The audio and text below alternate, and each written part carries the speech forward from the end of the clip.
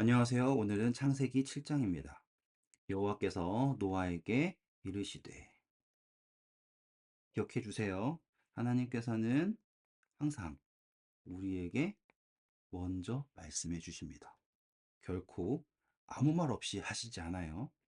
그리고 너와 내 온 집이 방주로 들어가라 하셨어요. 옆에다가 안식일 적어 주세요. 왜냐하면 안식일은 혼자 지키라고 명령하지 않으셨죠. 그렇죠? 온 가족이 지키고 심지어 짐승까지 그리고 문 안에 거하는 개이라도라고 했지 않습니까? 다시 말해서 방주로 들어간다라고 하는 건요. 안식일을 지키는 것과 매우 흡사합니다. 그리고 제가 살짝 적어 드릴게요. 사도행전 11장 14절 그리고 16장 31절 보시면 복음이 전파될 때도 각 한 사람만 구원받는 것이 아니라 그 온 가족이 구원받는다라는 표현이 늘 나와요. 그러니 너와 내 온 집은 방주로 들어가라. 이 말을 그냥 이야기처럼 듣지 마시고 오늘 우리에게 하는 하나님의 호소라고 생각하면서 읽어주시길 바랍니다.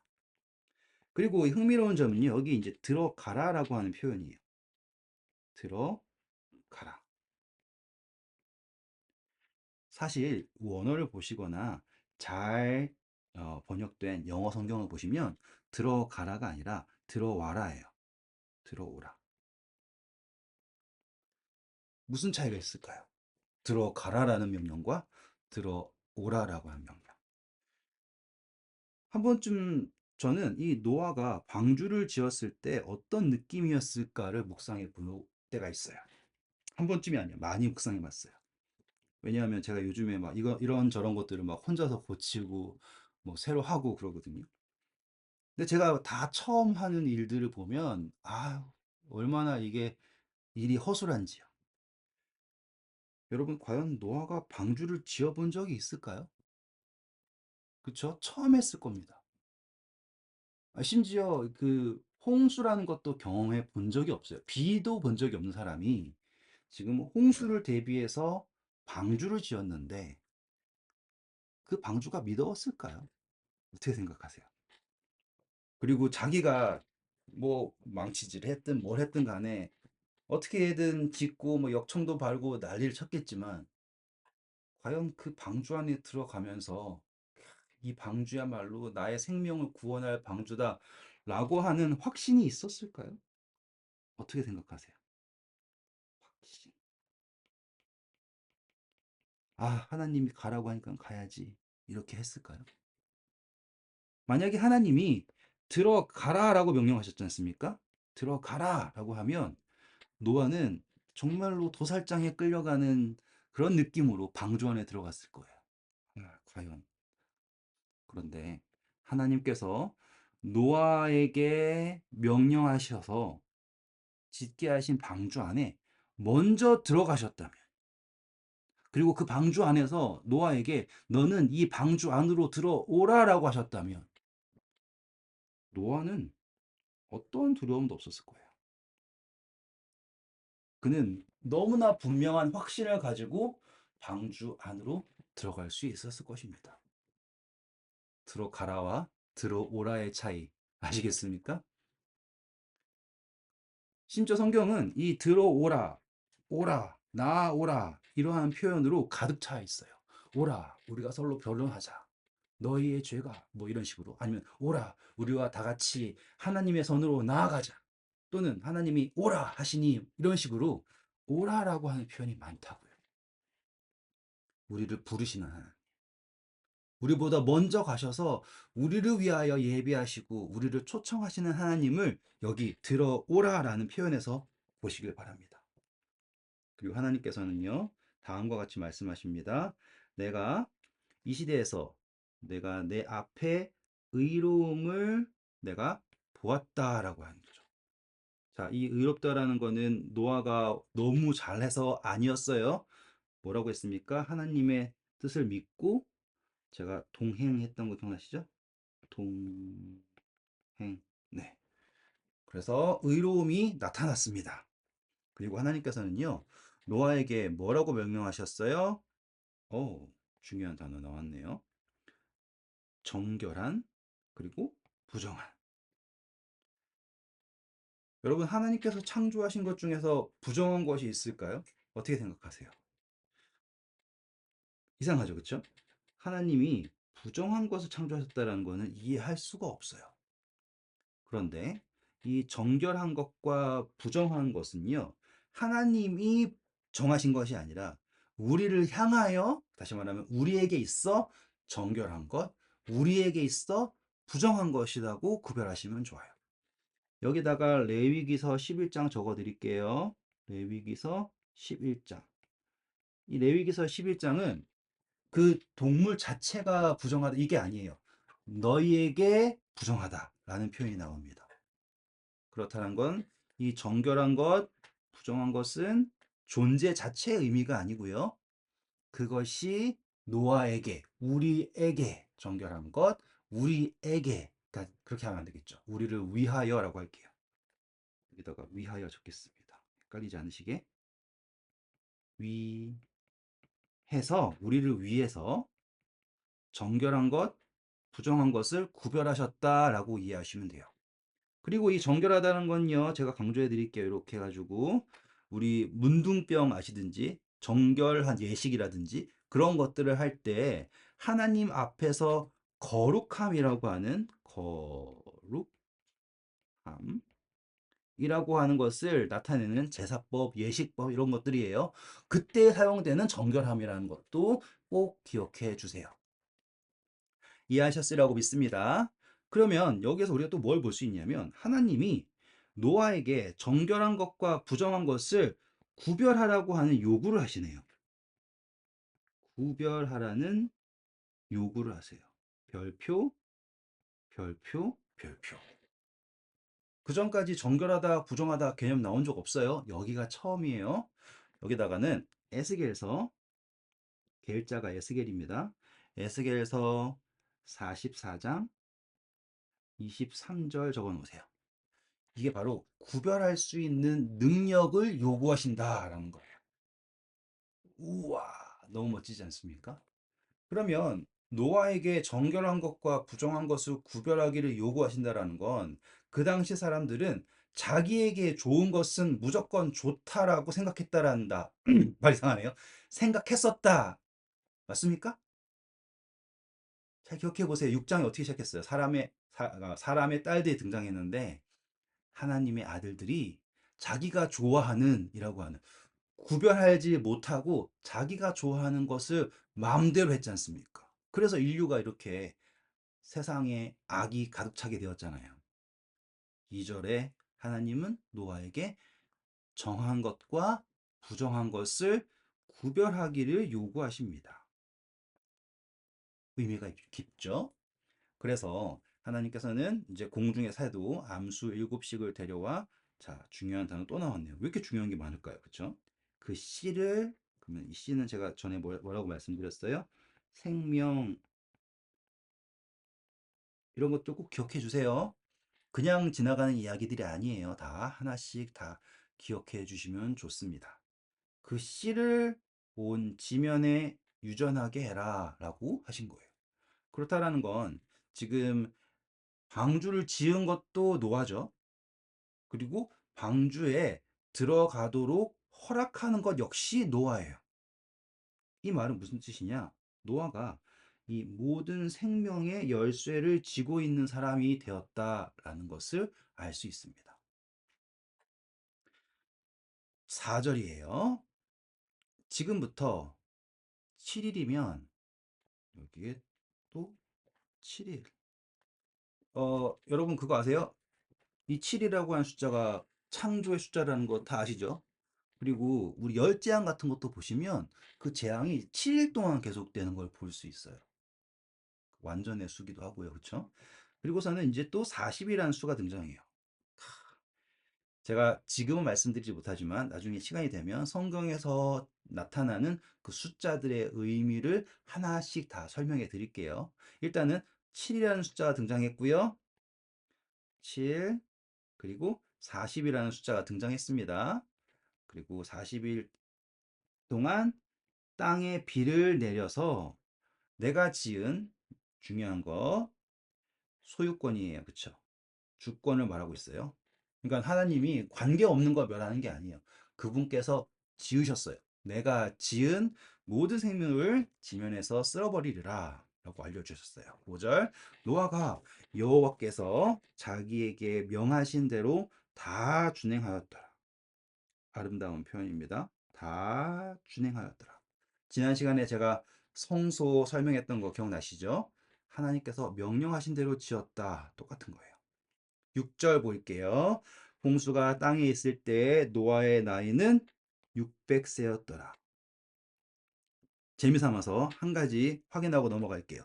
노아가 나이가 600세면 대체 무슨 소릴까? 라고 생각할 수 있지만 우리 지난 시간에 아담이 이제 에녹부터 하나씩 적어볼까요? 야, 이거 좁아서 적을 수 있을까? 일단 해볼게요. 색깔을 달리해서 여기 위에다 적고 지울게요. 자, 여기다 아담 적고 여기다가 에녹 적게요. 에녹. 그래서 지난 시간에 제가 그러니까 에녹이 태어날 때 아담의 나이가 몇 살이었나? 라고 했을 때 622세였다. 기억나세요? 기억나시면 감사하고 아니면 어쩔 수 없고요. 그쵸? 622세였어요. 그리고 에녹이 누굴 낳았어요? 무두셀라 낳았죠. 그리고 그때 아담의 나이는 687세였습니다. 제가 다 이거 외우는 게 아니에요. 저는 다 적어 놓고 하는 거예요. 그러니까 적어 두시면 좋아요. 687세였어요. 그 다음에 누가 태어났어요? 무드셀라가 라멕을 낳았죠. 색깔 잘못했네요. 그냥 적을게요. 라멕을 낳았을 때 아담의 나이는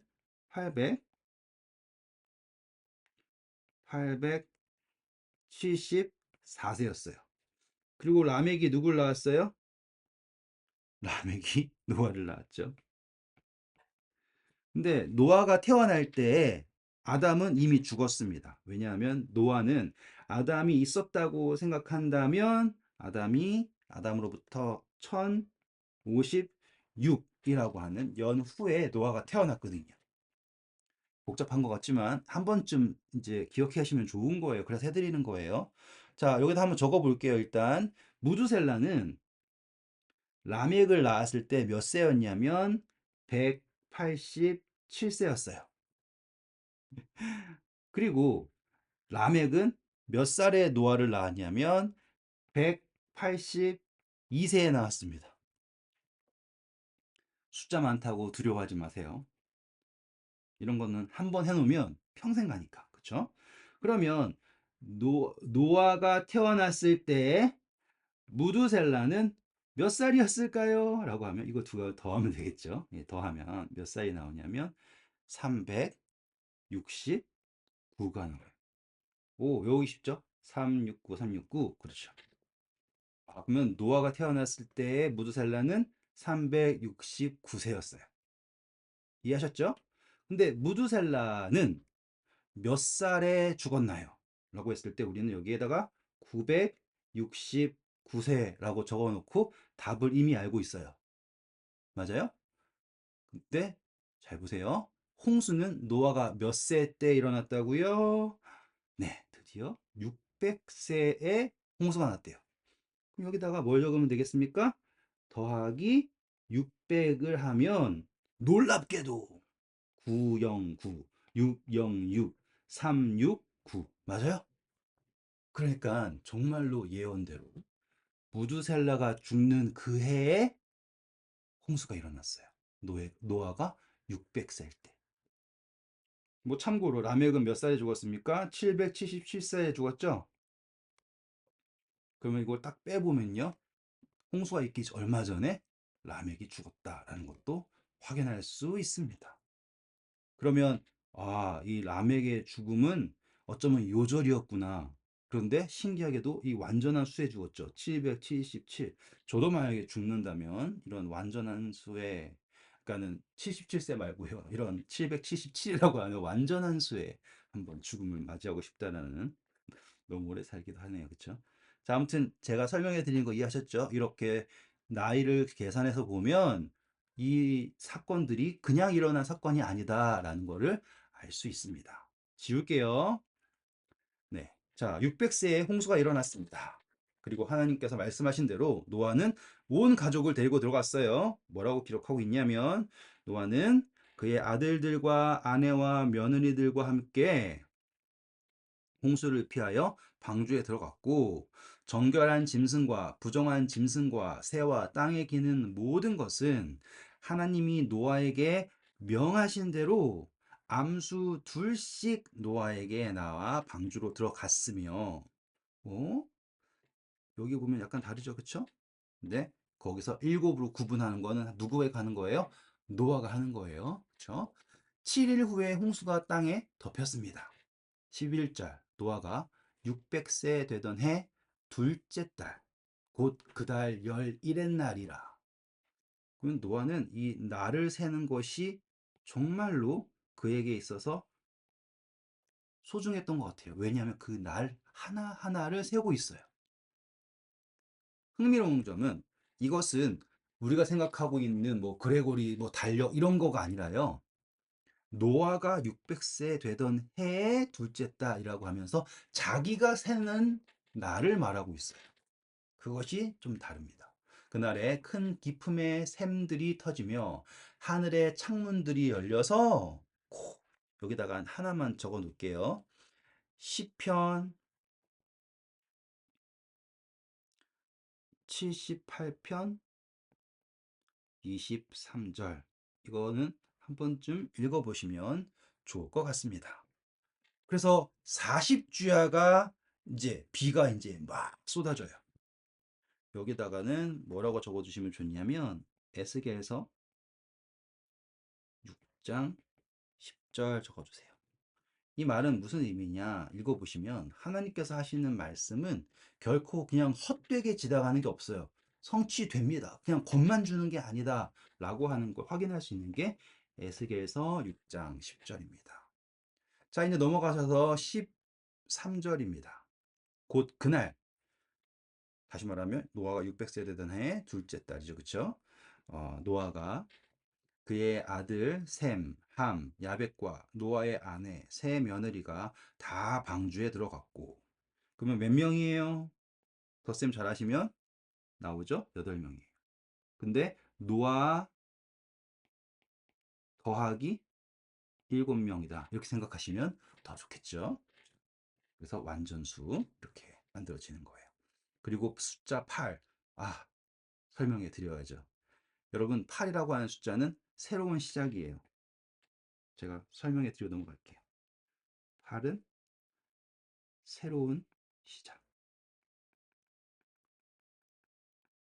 그래서 할례도 난 지 며칠 만에 합니까? 8일 만에. 맞죠? 그래서 8명이 들어갑니다. 14절이에요. 그들과 그 모든 들짐승이 그 종류대로, 모든 가축이 그 종류대로, 종류대로, 종류대로. 창조와 같습니다. 꼭 기억해 주세요. 모든 것이 종류대로 무릇 생명의 기운이 있는 육체가 둘씩 노아에게 나와 방주로 들어갔습니다. 들어간 것들은 모든 것이 암수라. 하나님이 그에게 명하신 대로 들어갔습니다. 이렇게 나와요. 여러분, 제가 여기서 강조하고 싶은 게 있어요. 그건 뭐냐면, 이 노아 방주에 동물이 들어가는 건 그냥 사건이 아니에요. 왜냐하면 이 방주가 지어진 이제 산에 동물들이 줄을 지어서 간다라는 것은 완벽한 표상이죠. 표징, 표상, 표징, 징조, 모든 것 다 될 수 있어요. 이거를 바라보면서 이 짐승들도 방주에 들어가기를 원하는데 120년 동안 외쳐진 복음을 듣고도 노아의 가족 이외에는 아무도 방주에 들어가려고 하지 않았다라는 거예요. 여러분 어떻게 생각하세요? 성경에는 수많은 예언들이 있습니다. 그리고 그 예언들의 대부분은 이미 성취가 되었죠. 처처의 난리와 뭐 난리의 소문과 전쟁과 기근과 그 모든 것들이 이미 다 이루어졌어요. 그런데 신기하게도 그것들을 보면서도 그럼에도 불구하고 우리의 구원의 방주이신 예수 그리스도에게 나가지 않는다라는 게 여러분 이해가 되세요? 그분께서 명령하신 대로 모든 게 되고 있는데, 그렇죠? 그에게 명령하신 대로 다 되고 있는데. 그러니까 노아는 그냥 방주로 들어오세요라고 하는 메마른 전도를 한 게 아니에요. 보세요, 여러분. 지금 이 짐승들이 방주로 들어가고 있습니다. 보세요. 보세요. 뉴스를 보세요. 뭘 보세요. 세상이 이러한 징조들로 가득 차 있습니다. 방주로 들어오세요. 예수 그리스도를 믿으세요라는 초청이 예, 노아가 외쳤던 초청이에요. 이거는 너무나 분명하거든요. 근데 들어가질 않아요. 그래서 어떤 일이 생깁니까? 여호와께서 그들을 들여보내고 문이 닫힙니다. 닫힌 문. 은혜의 기간이 끝나는 그 구별되는 시점이 등장한 거예요.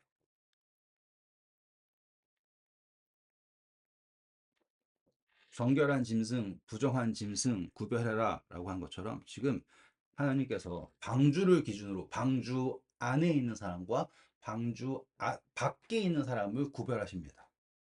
그래서 방주 안에 있는 사람을 의인이라고 하시고 방주 밖에 있는 사람을 악인이라고 하세요. 그러니까 이게 아니네요. 악인. 잘못 적었습니다. 악인. 그러니까는 내가 의로워서가 아니에요. 안에 있는 것이 의고요. 밖에 있는 것이 악이에요. 음, 의미심장하죠. 다음 시간에 더 자세하게 설명해 드릴게요. 17절입니다. 홍수가 땅에 40일 동안 계속된지라 물이 많아져 방주가 땅에서 떠올랐고. 이때 느낌이 어땠을까요? 사람들은 그 방주를 바라보면서 어떤 생각을 했을까요? 물이 더 많아져 땅에 넘침에 방주가 물 위에 떠다녔으며 물이 땅에 더욱 넘침에 천하 높은 산이 다 잠겼더니 물이 불어서 15규빗이나 오르니 여기서 15규빗 나오죠? 이 1규빗은 45cm라고 생각하시든지 뭐 아니 뭐 50이라 하셔도 상관없어요. 이게 다 다르기 때문에 그러니까 15 곱하기 5 하면 나오겠죠. 네. 산들이 다 잠겨 버렸습니다. 산들이 다 잠겨 버렸습니다. 상징적으로 표현하면 이제 다 묵상이 가능한 부분들이에요. 자기가 높다 하는 모든 것이 다 잠기고 이런 표현들 생각하시면 됩니다. 땅 위에 움직이는 생물이 다 죽었으니 곧 새와 가축과 등 짐승과 땅에 기는 모든 것과 모든 사람이라. 육지에 있어서 그 코의 생명의 그 코에 왜 이렇게 됐어요? 다시 할게요. 그 코에 생명의 기운이 숨이 있는 것은 다 죽었다. 전 여기다가 요거예요. 요거 때문에 이사야서 2장 22절 꼭 읽어보세요. 그러니 코의 생명을 의지하는 것은 다 죽었다라고 생각하시면 돼요. 대신 하나님에게 생명의 의지를 둔 사람들은 방주 안에서 생명을 얻었다라고 묵상하시면 되겠습니다. 23절 지면의 모든 생물을 쓸어버리시니 곧 사람과 가축과 기는 것과 공중의 새까지라 이들은 땅에서 쓸어버림을 당하였으되 오직 노아와 그와 함께 방주에 있던 자들만 남았더라. 그리고 성경은 물이 며칠 동안이요? 150일 동안 150일 동안 땅에 넘쳤더라. 그리고 제가 선물로 하나 알려드릴게요. 이 150이라는 수가 그냥 나온 게 아니에요. 계시록 9장 5절 계시록 9장 5절 150일이라는 수가 등장합니다. 자, 여러분 오늘 어떠셨어요? 노아가 어떠한 마음으로 방주에 들어갔는지 묵상해 보실만 하겠죠, 그쵸?